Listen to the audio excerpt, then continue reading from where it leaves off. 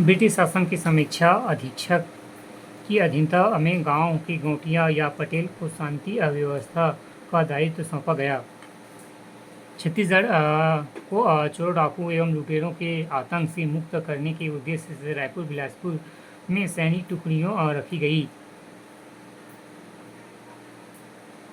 Time कितना था? 1741 से पटेल का पद आ गया था।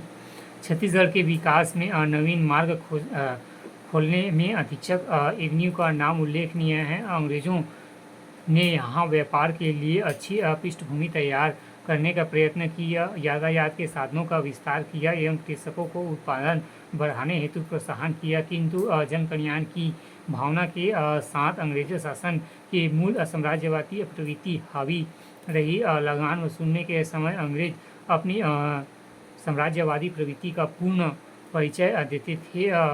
व्यापार के क्षेत्र में वस्तुओं के क्रय विक्रय हेतु गुमास्ते भेजे जाते थे। वे एक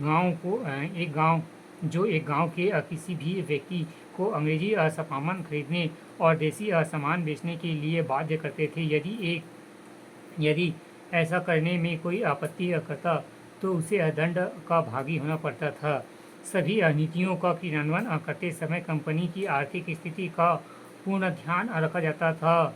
अंग्रेज अपने नियंत्रण काल में ही इस क्षेत्र में भावी ब्रिटिश शासन की पृष्ठभूमि तैयार करना चाहते थे, जो उन्हें बखूबी किया। वस्तुत अंग्रेज अपने किसी भी कार्य में साम्राज्यवादी और औपनिवेशिक एवं नीति की सीमा के ऊपर जाना नहीं चाहते थे। फिर भी अल्पकालीन अंग्रेजों शासन में जनता ने शांति एवं सुव्यवस्था का अनुभव किया। इस काल में छत्तीसगढ़ के शासन में एक गतिशील परिवर्तन अवश्य आया। यहाँ की जनता में प्रशासन के प्रति विश्वास की भावना जागृत हुई।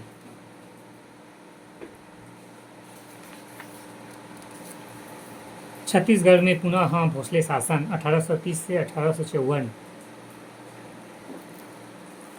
1818 की संधि के अनुसार रघुजी तृतीय के व्यस्त होते ही ब्रिटिश नियंत्रण समाप्त होना था, जो कि 6 जून 1830 को किया गया। इसके पूर्व 13 दिसंबर 1826 को एक नवीन संधि के तहत परियों के तौर पर केवल नागपुर जिले में रघुजी तृतीय को शासन संचालन हेतु सौंपा गया। विलियम बेटिक भारत का प्रथम गवर्नर जनरल था, जिसे अपनी उदार प्रकृति के कारण भारतीय नरेशों के साथ हस्तक्षेप न करने की नीति अपनाई। यही कारण था कि मराठों को अपने राज्य आपसी से ब्रिटिश नियंत्रण को वापस प्राप्त हो गया।